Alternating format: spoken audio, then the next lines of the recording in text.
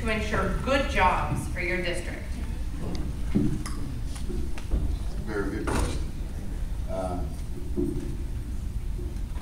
Specific tactics, although my answer will be specific, but that's a hypothetical question since I'm not there yet, if I was elected. But specifically, I think one of the things that we began to do is to look at the resources that do exist. I think some of the things we could begin to look at is regional partnerships. We could begin to look at partnerships between city, state, as well as county government and the various governments, and looking at some of the industry that's out there. We can begin to look at putting together tax packages in regards to encouraging corporations to come. But the other thing we have to create is then that's connected with education in regards to getting kids and the students career ready. That indeed you have assessments that are vocational and as well as technical, educational. Sure. What specific tactics do you plan to implement to ensure good jobs for your district? You have to start with education. We rank 46th in the nation when it comes to education and 46th when it comes to healthcare.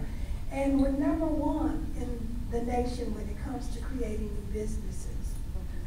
But businesses may not want to come here because we have an unhealthy and uneducated workforce. So for us to start wanting to talk to businesses about coming into our district, we have to address education. Now, we also have to address the powers that be in Tulsa, Oklahoma, which is our Chamber of Commerce. They have a lot to do when it comes to marketing our area. We have to change the face of North Tulsa and District 73. So what we would do, I would say, is we'd address education as well as getting our chamber in line with offering some of the things that North Tulsa has to offer, because we have the best landscapes in the town. Well, I think that the others were absolutely right in regards to making sure that our students are career ready and ready to enter the workforce and perform in a way that businesses are attracted to this area. So we have to cultivate a most proper business environment, absolutely. As far as your question goes and what I intend to do, what my strategic plan would be, as a state legislator, I will be working to ensure that we create enterprise zones. And these are areas in which are designated where incentives can be given to types of businesses and corporations to locate there as well. That will also attract them desperately to want to locate within the region of District 73. And if we have that coupled with the ready-to-go work staff and labor that is there here in District 73, they're going to be very excited to locate here. So that's what I will do if I am elected as state representative.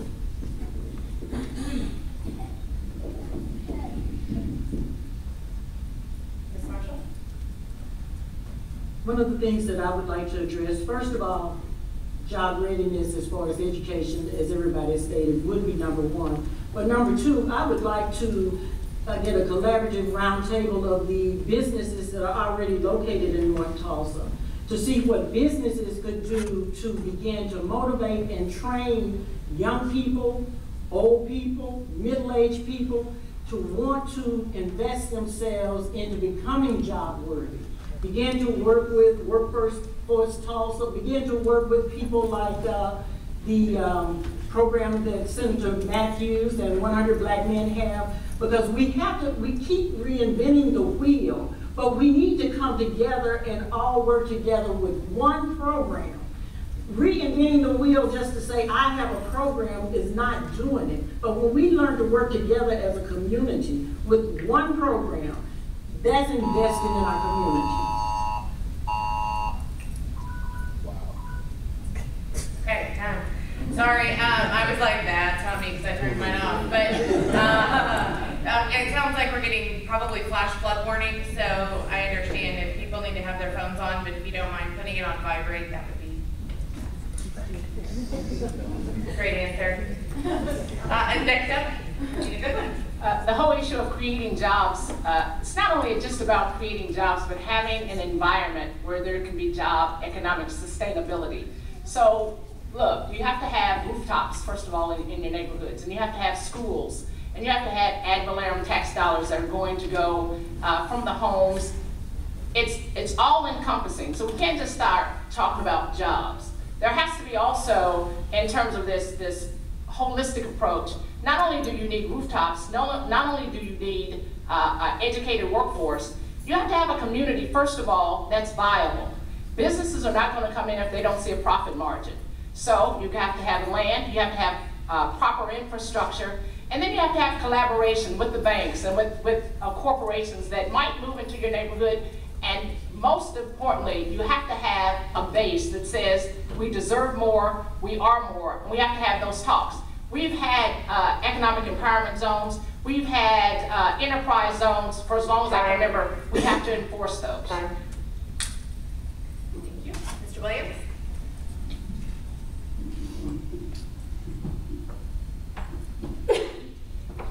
One of the first things I would do, and I'm glad to see Councilman Henderson here, who's a founding member of the 100 Black Men, and Senator Matthews.